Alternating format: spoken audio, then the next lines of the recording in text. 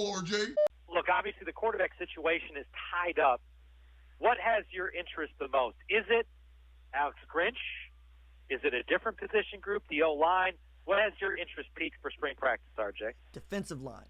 I want to see what the defensive line is. I want to see who lines up at what position, because I'm not totally sure what exactly they're planning to do with guys like Kenneth Mann and guys like Mark Jackson. I want to know who's standing up. I want to know who's got their hand on the ground.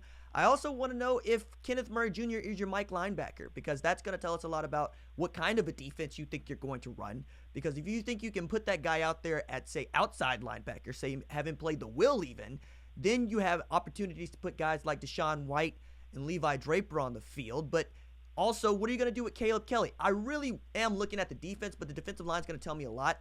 And mostly because defensive tackle, I think you're just not where you want to be. It's not that you don't have bodies. It's that you really only have one guy that you absolutely trust in Neville Gallimore.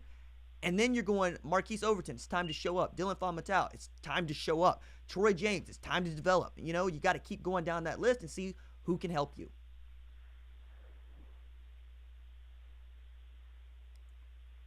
The best thing I think you look at, obviously, with all the things going on with OU, is the excitement, if you will. Is there more excitement you feel with the defensive unit this year than obviously in years past?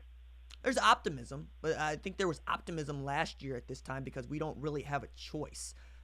You don't want to be doom and gloom about a guy that just got on the job 2 months ago, but you do know that Ron Tatum wants out, Derek Green is out, and you're taking over a defense that was one of the sorriest in the Power 5. But 24 takeaways, nobody is going to get unhappy about that. Having a guy that knows what he wants to do and also looks at the way that the teams play in this league and says, hey, I know how to pick this apart. Yeah, you're going to be excited about that. But I'm going to be watching the spring game like everybody else, see the vanilla offense and the vanilla defense. But can Jalen Hurts beat up on Alex Grinch's defense, or can Alex Grinch's defense beat up on Jalen Hurts? Either way, that glass is half full or half empty depending on who you are and the time of day. But mostly, I want to know that Alex Grinch has a handle on it, and I want to know that the kids are buying into him, because that was the major problem with Mike Stoops. RJ, good. Go ahead, Dave. I was just saying, you're breaking up a bit, so I'm not sure. I didn't catch all that. But what about Ronnie Perkins? What do you mean, what about him? I mean, he's the guy that everybody expects to be the starting rush in, depending on what that guy looks like. But, I mean... that's what I meant. That's where you project him as rush in. Because they moved him around a little last year, right? Yeah, well, I mean, they had him standing up, which is basically the same thing. They went from having his hand on the ground to having him stand up. And the problem is, either you don't trust Mark Jackson, and you didn't have Jalen Redmond. So if you have depth there, I think you get to move Ronnie Perkins around. But I'm the kind of person that believes you need to be playing one position and one position only so you can get really good at doing that one thing. Now, I understand that Ronnie Perkins is fastly becoming one of your most dependable and best defensive players, let alone linemen, but you need to deploy him correctly. And remember, they're going from a 2-gap look to a 1-gap look, and he is a strong side defensive end in a 1-gap look, which is Kenneth Mann's position. So that's going to play a lot into it as well. We lose RJ? No, he's there. Okay. I want to ask you this, a good, interesting piece on OUinsider.com. It talked about the new redshirt rule and the players on OU that benefited. There's a lot of them. And look, we're going to talk defense. Miguel Edwards, that's a true freshman from Florida who got to play in all 4 games. Now, again, you get varying experience, but just sometimes getting on the field and playing is so valuable. And he got the benefit of the full 4 games. You know, other guys that they threw out there, obviously, Michael Jones. You look at Jaquan Crawford, who got to get on the field as well last year. The kicker, I'm not even going to Gabe, he got out there. And Nick Benito, again, the guy you mentioned as well. Guys who got at least out on the field, they got the kind of experience with the grass that Owen Field smells like in a real game, which is invaluable experience. Well, yes and no. I mean, Miguel Edwards was the kind of guy that I expected to get a lot of playing time last year, especially after what he did in the spring game. He looked really good. didn't really figure into the rotation in the way that I would like. Nick Benito was still coming on, and I understand that. Jaquaylin Crawford had a hard time getting on the field. Michael Jones was moved from inside to outside, which baffled me at the time, and I think still baffles me now, and he wasn't a true freshman coming in. So maybe you think you still get something out of him in this year. But mostly, I think this rule is going to basically put these kids in a position where they need to know what they're doing after the spring game, or perhaps start looking at other options. Because, again, a guy like Miguel Edwards, I think the kid can play.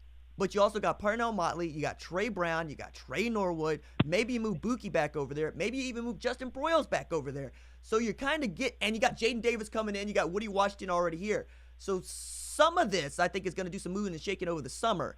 But I absolutely liked being able to see those guys play. And, yeah, you want to get them on the field, and you'd rather get them on the field than not get them on the field. But I'm not going to read too much into how this benefited the players. I know how this benefited the coaches. And this is the part of this that we're not really giving enough talk to. RJ, again, I was just going to ask you about Kyler. What do you think he'll do at his pro day? Run and throw. That's a good choice, yeah. Yeah, he said he's going to run. He said, I intend to run in my pro day. He'll throw the ball around. And after that, I don't expect him to do much of anything. Now, if he busts a hammy, I'm going to be on this radio station yelling about how I told everybody he shouldn't be running anything. Okay?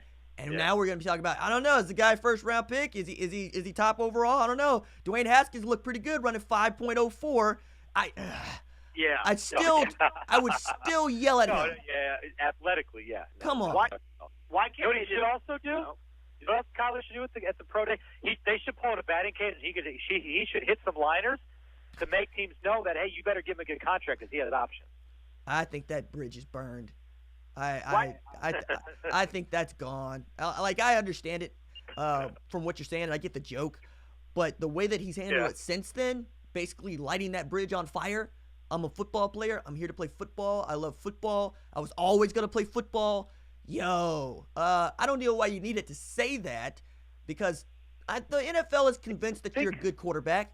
How important is it that you convince Cliff Kingsbury that you're a good quarterback? He knows. Yeah. So I didn't know why I need to go around dunking on the Oakland Athletics. I would have changed that. Here's the thing. I'll say this. This is good, though.